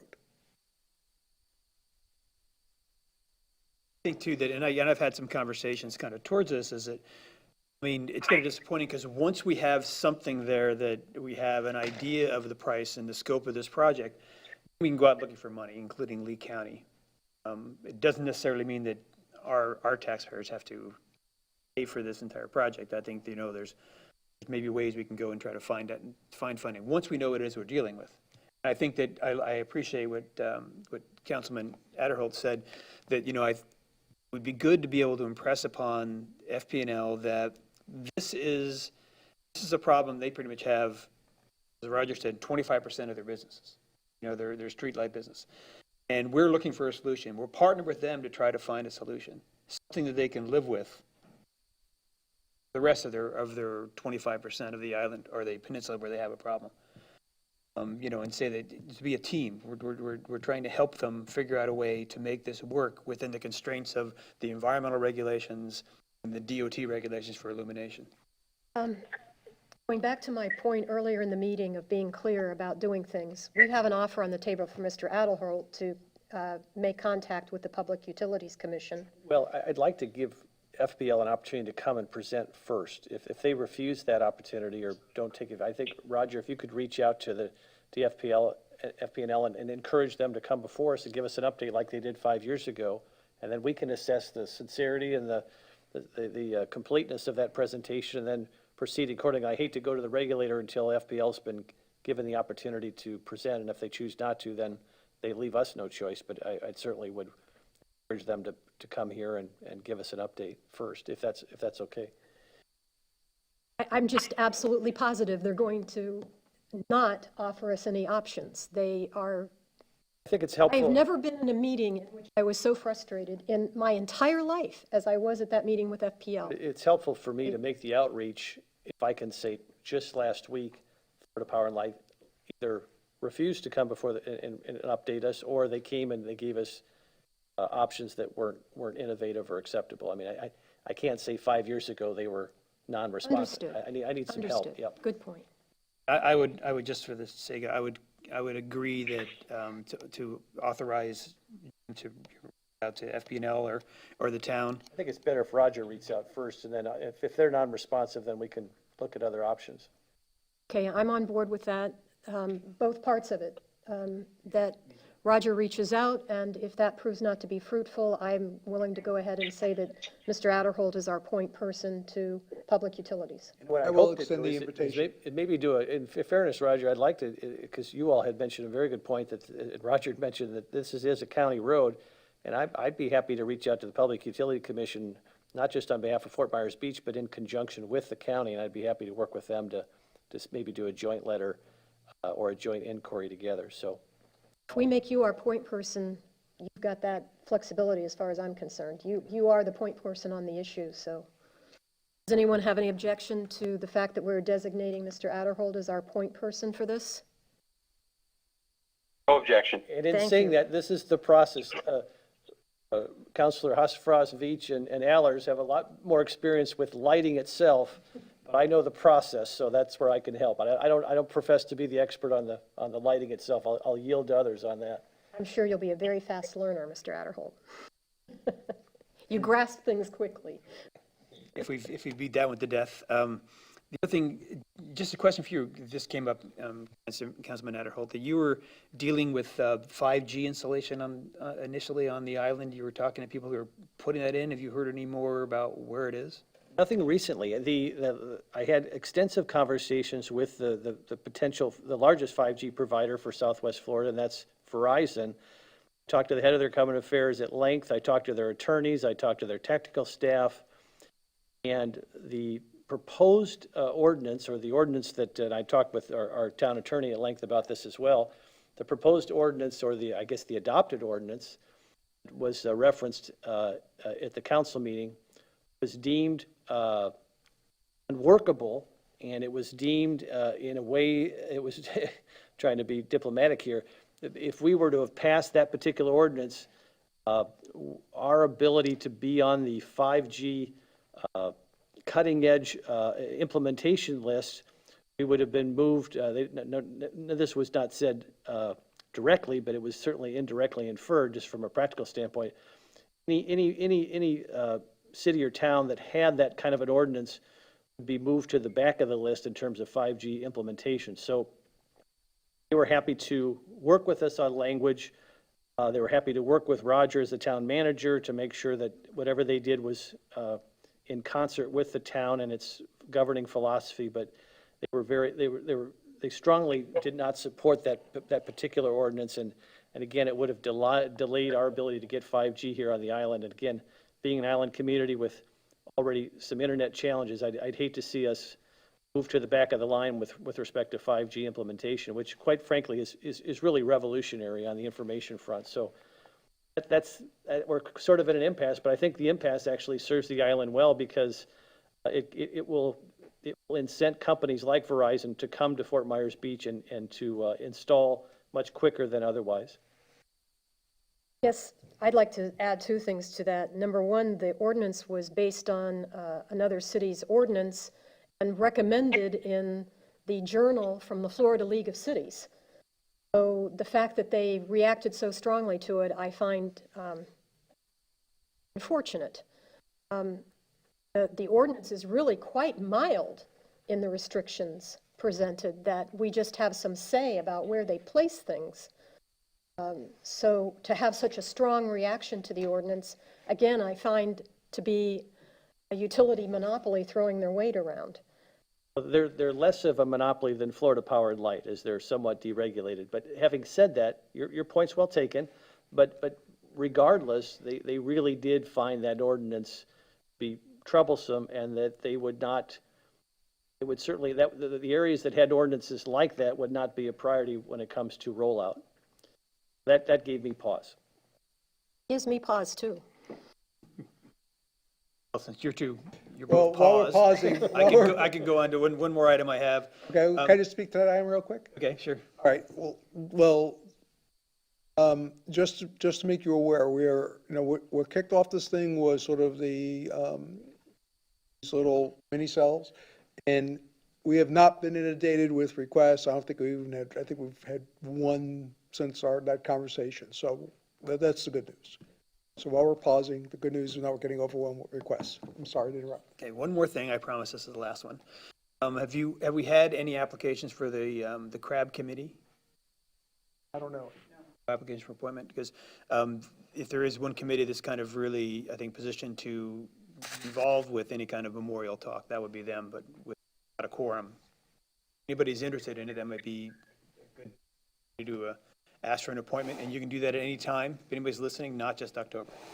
Maybe we need to merge CRAB into another committee just to make sure that those kinds of issues have somebody who can deal with them. Why don't, we're such insiders now, why don't you take 1 minute and explain what CRAB does in case anybody's still watching? CRAB is a Community Resources Advisory Board. Their mandate is to encourage park-like environment around the island and to basically deal with all kind of arts and humanities projects. They were described to me when I went with Vice Mayor Hassafras years ago at the leadership conference as the committee, the Everything Else Committee.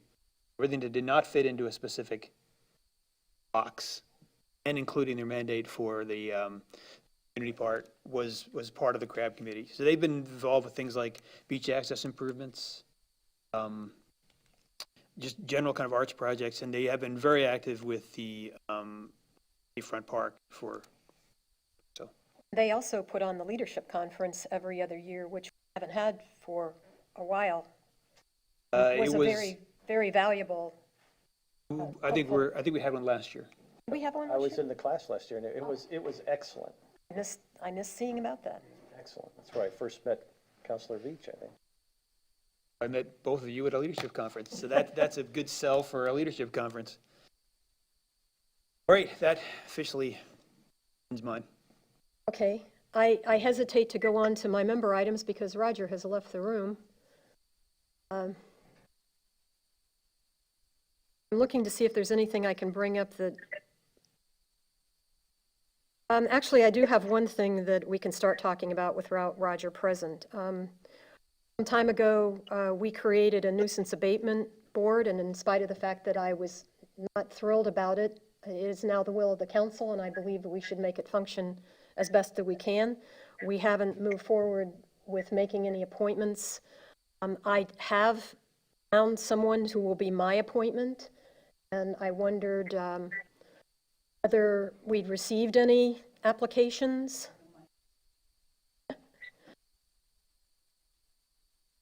We have up to today received 6 applications to it, so Okay, at Yes. any time, tell us and we'll put those 6 on an agenda. Counselor, was recommendation one of those 6, do you know? I did ask the person that after I asked her, she indicated a willingness. I found out we were going to have a form. I guided her to fill out that form, and she told me she has done so. Check with me and I'll. She is one of the 6. I'm sure So that- I guess I'd like to see from my fellow council members whether we should be putting this on a future agenda. I would like to have more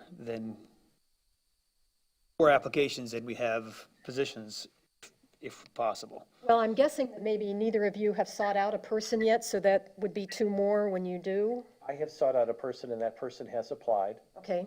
and I was told. I have as well. Okay. And has your person applied? Yes. Okay, so now we're up to 3 of those applications are already, I also was told, Amy, that an attorney on the island has also applied. That checks the attorney box, at least one attorney as far. okay, well, I guess then it seems like we would like to get more applications based on what I'm hearing. I'm sorry, Counselor Veach, did you say you had somebody? Actually, I reached out to someone who didn't want to be involved, and I put out an inquiry to somebody, but I have to go back and follow up with them. You don't know if they've applied or not. I don't. Roger, we're discussing nuisance abatement board appointments, and we seem to be ascertaining that at least half of the applications that have been put in so far are people that council members are choosing as their person. So we don't have a great deal to choose from otherwise. So I'd like to get this on an agenda coming up, but I'd like to get the word out to the community. Hey, all you folks that came and said you wanted this, we need some applications for this board. Otherwise, we can't create what you wanted to have happen. Madam Vice Mayor, we put out a meeting summary after each council meeting. Jenny Dexter does that. So seen those. we will include the vacancies on both CRAB and nuisance abatement board and see if hopefully that will spur some more applications. Yeah, I just want to reinforce that to all you folks who were here testifying in public comment in favor of this, that if we don't get people to volunteer, we can't create the board. To add on to what Councilmember Adderhall said, I understand that an attorney that is not on the island, that's just off the island, has applied as well. Excellent. Glad to hear that. Anything else about nuisance abatement board? Okay. My next item is, some time ago, the chair of our LPA came to us and indicated that there was an ordinance regarding side setback and heights that had been presented. We had discussed it, it had gone to the LPA, and it seemed to have gotten lost, and she was asking that we please move that forward. At that meeting, I indicated a strong desire that we do move that forward, and it didn't happen. I went to Jason and asked him about that, and his response to me was that he did not have clear council guidance to move it forward. So I'm asking if you agree with me that you would like to have that moving along. I, Jim Adderholt, absolutely agree with you that we should move forward with that particular agenda item. Thank you. I, Dan Allers, do as well. I concur. Thank you, Mr. Beach. Jason, are you around? Yeah, Madam Vice Mayor, let me, you mentioned that issue to me as well. Mm-hmm. So let me tell you what I was able to sort of reconstruct. We, meaning staff, had recommended that if you move your side setback in X number of feet, you theoretically then could gain height in the cake form to maintain the cube. And then the conversation, I'm going to say, got muddled by people asking about percentages. And so where we're currently at is this. We're trying to schedule a special LPA meeting for December 1st, I believe the date is, to go back through that issue. Don't be surprised if it comes back that staff recommends that we do feet, because feet is a lot cleaner than percentages, but we'll have that discussion with them and then bring it back to the council for your final review and approval. The idea was that smaller lots would have smaller setbacks. That was a percentage. The percentage was to deal with the fact that every lot is not the same width, but it creates, within that, it creates a whole another set of issues that we're concerned about. I don't have strong feelings on it one way or the other, but my strong feeling is we need to get it moving. They are building houses every day on this island, and we are going to have a wall, and we're going to have walls going down our side streets as well. So we need to move that along. Understood. I've had a mansion blocking my view, so I can sympathize with the issue. Thank you. Just to be, I don't, I'm not trying to put you on the spot, Roger, but do you think that LPA meeting might be on Tuesday, the 1st of December? That's the date that I think that they were calling the LPA members to see if they would be available for. The meeting that they had scheduled for November got canceled, so that's. Which means that hopefully you'll be able to get it then on our December 7th meeting. We won't have the minutes, but we will be able to verbally relate to you what they did, what they recommended. Thank you. Well, this will not be a second reading, though. This will be going back to, Well, essentially going back and doing it from scratch. yeah, I couldn't see, and Amy, I don't know if your records reflect differently, but I didn't see a clear approval of first reading, but we'll double check that. Okay. Moving on further to things in the recent past. Our lobbyist, Mr. Brooks, was here to speak to us recently and made an offer to us that he would represent us at the federal level regarding Mr. Hatterholt's question regarding water issues. I know that all of us feel strongly about that. Mr. Brooks indicated that this was at no further charge. do so. I did vet this with Mr. Hernstadt before bringing it up today. He indicated that he knows that Mr. Book's expertise is much stronger at the state level than the federal. However, if someone's willing to do something for us at no charge, I would like to instruct him to do what he can for us at the federal level regarding the water issue. I think that's very wise, and I support that. My understanding of the conversation, that it was not at no charge, but it was something he could do. Verify that? I thought he said no charge. I thought he said no charge, Okay, because I I remember thought correct. I was shocked. He did a lot of talking, so I don't know. I believe I remember it because I was shocked that he said at no further charge. I believe what the way Ron has always dealt with me in all my years of working with him is that once we're a client of his, he will do everything and anything he could do to help us. So if I am incorrect in that analysis, I will let you know, but that's my belief. And since Jim has a lot of the ideas about how we're going to do our letter writing campaign, et cetera, I have no problem with Mr. Adderholt communicating with Mr. Book further about his ideas so that Book is aware of what it is that we hope to do locally. I appreciate that, and I think my goal will be to communicate with our two U.S. senators, their staff, to try to find out the exact language that we should be using for our ask when we encourage this grassroots campaign.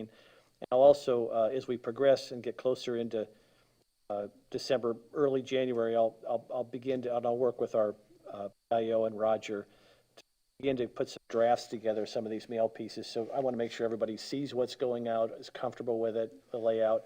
But I also want to make sure the language, it's a really good article in the news press this morning about the state legislature going back into session and some of their challenges and priorities, because this will be both a state and federal push.